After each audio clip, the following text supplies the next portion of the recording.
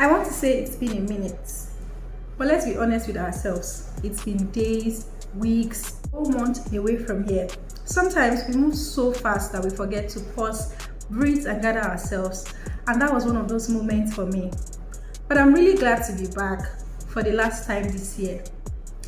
There's something comforting about returning to a space you love and to people who understand why you had to step away. So now that I am here, let's do our 27th episode together, after which we can officially call it a year. Hey fellow book lovers, welcome to another episode of My Books and I. And today, I'll be talking about Whispers of the Heart by Julie Deborah. This book drops us straight into a contemporary polygamous home, and from the very beginning you can already feel the tension. At the center of this family is Chief Emmanuel Akpofure, who is wealthy, respected and powerful, but completely obsessed with having a male child. Because of that obsession, he keeps marrying wife after wife, hoping that one of them will finally give him a son.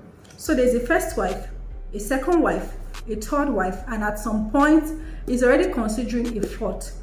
And you know how these homes usually are: the quiet competition, the subtle shades, the constant battle for attention, favor and security. Everybody's smiling, but nobody's really at peace. Right in the middle of this chaos is Onome, one of his daughters.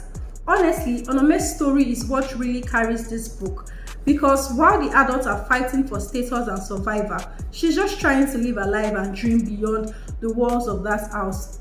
Her mother, however, sees things differently. To her, Onome is an opportunity, a way out. When a marriage proposal comes from a man based in Germany, her mother is immediately sold. The idea is simple: marry him, travel abroad, live comfortably, and raise the family status. But Onome isn't buying it. The proposal comes too suddenly. She doesn't love the man. She can already tell that this marriage has more to do with money and prestige than with her happiness. So for the first time, she chooses herself and says no. That decision alone says so much about her character, because in a home like that, daughters don't usually get a say. But somehow life gives her a chance. The story continues. Onome slowly begins to find her footing. She grows spiritually, focuses on her studies, and then very quietly, love finds her in an unexpected place through Pastor Maxwell, the youth pastor at her church. At the same time, she's pushing academically, and eventually she passes her UTME examinations.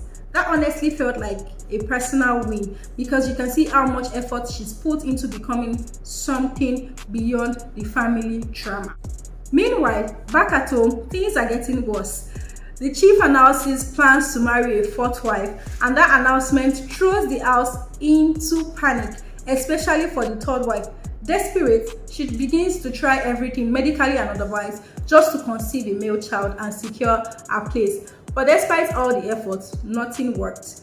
Then comes the twist nobody saw coming. The first wife, who had been married for decades without a child and had completely given up hope, suddenly gets pregnant at the age of 56. And not just any child, she gives birth to a male child, and in that moment, everything changed. What I loved about this book is that it doesn't try to be dramatic for drama's sake. It simply shows us what happens when women are reduced to wombs, when marriage becomes a competition, and when children grow up inside expectations they did not set for themselves. It's about tradition, pressure, love, sacrifice, and the quiet courage it takes to choose yourself. If you enjoy stories that explore family dynamics, culture, polygamy, and womanhood in a very real and relatable way, then Whispers of the Heart is definitely worth reading. And that's it for today on My Books and I. And as always, this is me recommending this book. Let's keep the conversation going in the comment section. Don't forget to like, subscribe, and share with a fellow book lover. Enjoy the holidays, and hopefully I'll see you next year, and I'll see you in my next video. Bye.